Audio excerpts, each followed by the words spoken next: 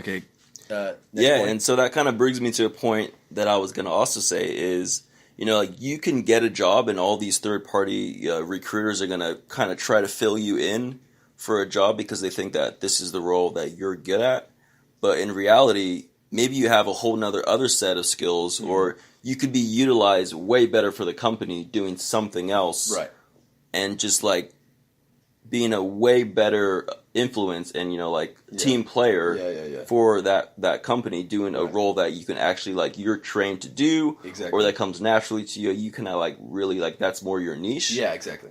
So it's that's where I kind of find is a little bit strange because they're filling these roles with people that aren't necessarily a great fit for them. Yeah. But they kind of they meet the basic standards. Yeah. And so for them, it's they checklist that, they marked all their checklists off. And now it's okay, boom, here's your guy. Yeah. Pay me. Yeah. And what's even crazier, it's you could be working a job for $40 an hour in a contract and you're making $28 an hour because the contracting agency is literally taking $12 out of those $40 that you're getting paid for. Right. So it's for them, you're just, you're a number. You're a number. money. You're That's a number. It. It's just a replaceable number. Yeah. And once they find you, they get paid. Yeah. They get paid when you get paid.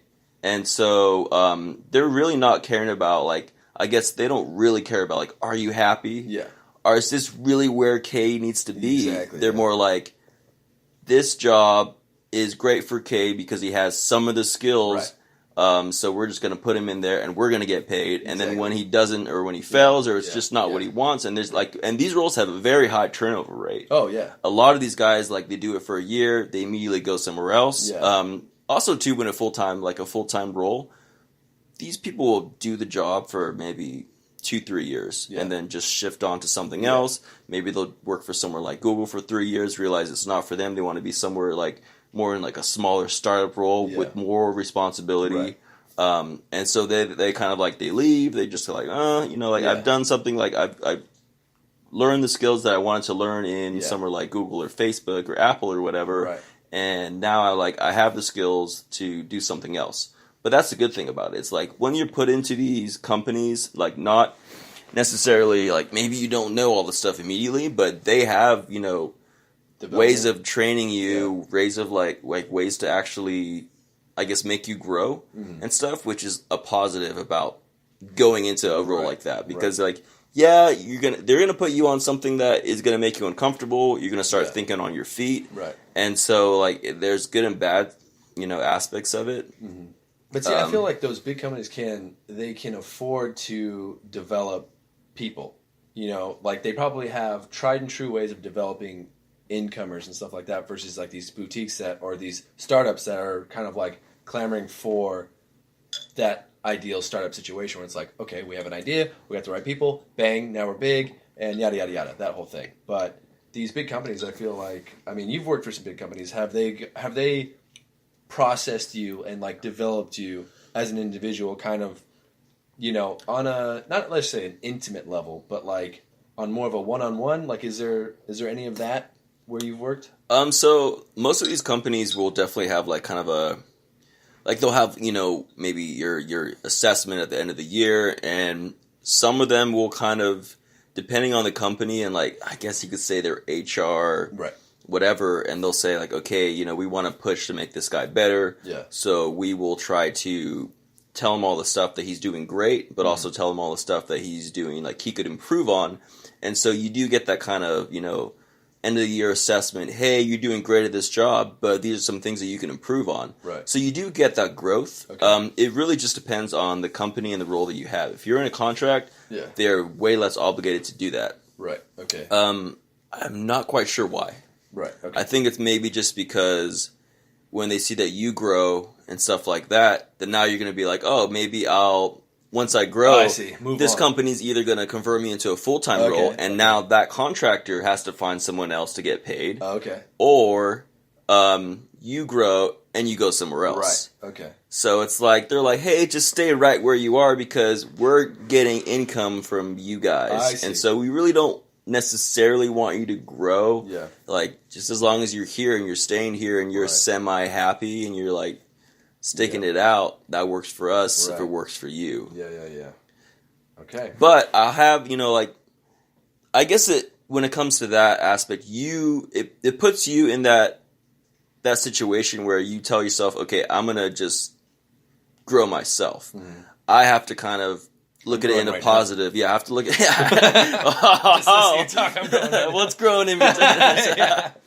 Sorry, go ahead. Yeah, no, but it's really about, it's all mindset, perspective. You really have to say, okay, yeah, this is not exactly where I want to be, but I can learn on their dime and say, I can learn about the processes and the way they like to communicate with each other. They're kind of like, they have these things called like a scrum, like a scrum way of working, or like a lean startup. Everything is kind of like, it's very fast moving, but it's also, they want to make sure that there's clear communication when they're developing these projects and stuff like that. So if you're kind of like, if there's something that, you're misunderstanding, and they kind of like, they want to catch that as soon as they can. Right. Because like their process of development or business development or whatever project development is really like, it's very close knit. And so like communication is everything with these companies. Okay. Like they want to make sure that you understand clearly what the objective is, and they want to make sure that if you don't know what it is, or you don't understand fully, that you're asking the right questions early on in the like the actual like early stages of development here. So that's definitely something. How do they keep tabs on that? How would they keep tabs? So with us, what we have are like syncs. Okay. Syncs are like, I guess it's just like a meeting where you have it once a week, and everyone will maybe like have questions that they're going to ask, and it's maybe like an hour-long meeting where like maybe the guys that you're working with that are always working on their own type of thing, always on their screen and stuff like that, and so are you. So you're not necessarily given the opportunity to communicate with them all the time. So now it's like, okay, now we all have an hour to we can just touch base, kind of make sure that we're all on the right track here. And if anything's kind of like misleading or misunderstood, we can nip it in the bud right away, and we can kind of like figure out, hey, this person doesn't understand this objective. Let's re-explain it to them. Now let's kind of like ask them, hey, do you understand it? And once like they have identified that, okay, this person's on the right track now, we've kind of fixed that issue. We can really, like start to be a little bit more productive. Right. Okay. Nice. Okay. Good. Okay. So that being said, you kind of gave us the process of how they're developing, how you guys communicating, kind of a bit of an insight on how things work, in terms of working there, in terms of getting hired, in terms of recruitment and stuff like that. But I just want to know, from your perspective now, I have other questions, but we're going to start with this one. How do you feel about just Silicon Valley in general? Not on a tech level, not on working with tech or working with certain companies, just Silicon Valley as a whole. What's your vibe? I definitely would say if it didn't happen in Silicon Valley, it would have happened somewhere else. Right. Like this, like the whole, technology moving forward was going to happen. Yeah. With or without Silicon Valley. Uh-huh. But in terms of, is it beneficial for this area? Is it a great way of life? Is it really kind of where I saw myself? Mm-hmm. I would say it's definitely not where I really want to be in life. Mm-hmm. Just because it's hard to see a lot of positives when there are a lot of negatives. Okay, yeah. And I'm a Libra, so I'm all about hitting me with those personal. I'm a Capricorn, bro. So if you want to throw bows, bro, I'm in. So I'm all about balance. I'm always trying to like have a life balance type of thing. Okay. So I always want to be in uncomfortable situations. Okay. I want to learn and develop, but I also want to be comfortable.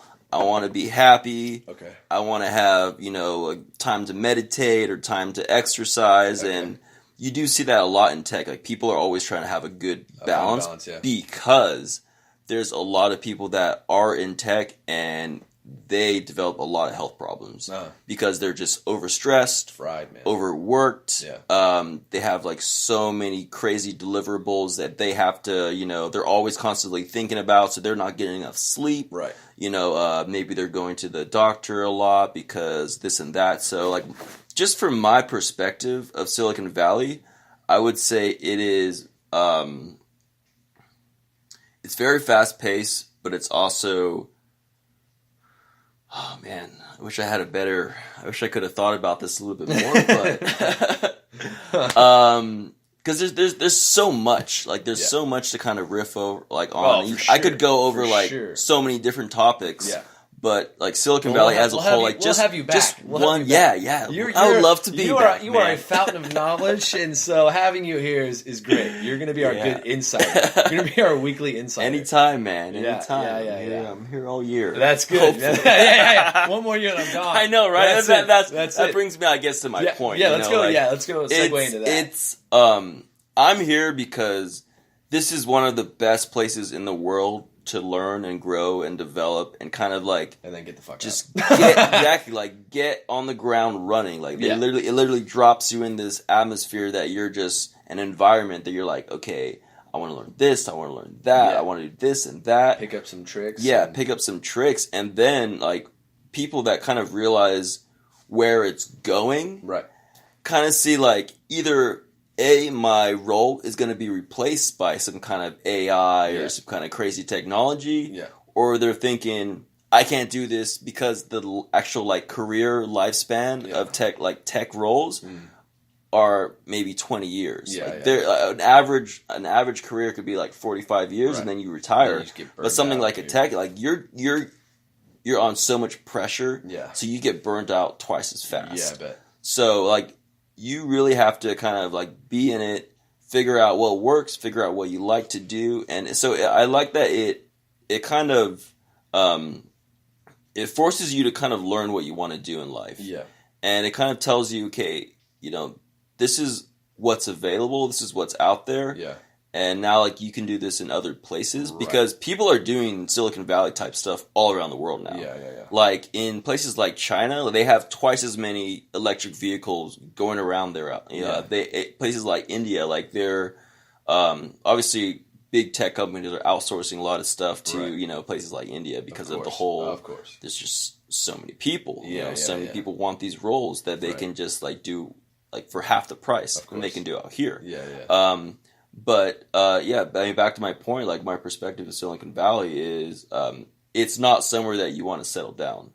I think that brings me. I mean, what brings most of my frustrations out is Silicon Valley settled on us. It's like Plymouth Rock. It's like Plymouth Rock like settled on us, bro. I mean, that's kind of how it is. Where it's like I grew up in Willow Glen in San Jose, and being here, like this is my home. This is where my family is and stuff like that. I wish Silicon Valley happened somewhere else. That was my main point on the last podcast. Is like, I didn't want any part of this. Nobody, a lot of people here wanted no part of this. I felt like this was, I felt like it was like a really good spot. You had Santa Cruz. That's you had what I mean. City. You're in a beautiful place, and it's all fucked up because of technology. It was perfect. It was perfect. I think all these nerds came in and messed it up. Like that's what happened. It's like they come in and they're like, all right, you know what? Now, like, we're going to drive out the culture, the music, the art, like all the stuff that made San Francisco great is basically gone. Yeah. Now we have hipsters and tech-savvy pieces of shit. And homeless people. Yeah, and homeless. Yeah. So it's interesting. Like the way kind of, I guess, tech got huge just in terms of, I guess, from my design perspective. Right. Of course you used to have like good design. You would have good, good art, great, San Francisco has a huge, great art culture. Yeah, it did. Now it's a bit iffy. That's what I'm saying. It's a bit shaky, and it's a lot more superficial. And now, but the thing is, now it's like the way Silicon Valley got so kind of, I guess, artsy is they threw in tech. Yeah, they threw in tech. They threw in data behind stuff, and now it became more of like art turned more into a science. Yeah, it's where it's like, it's not necessarily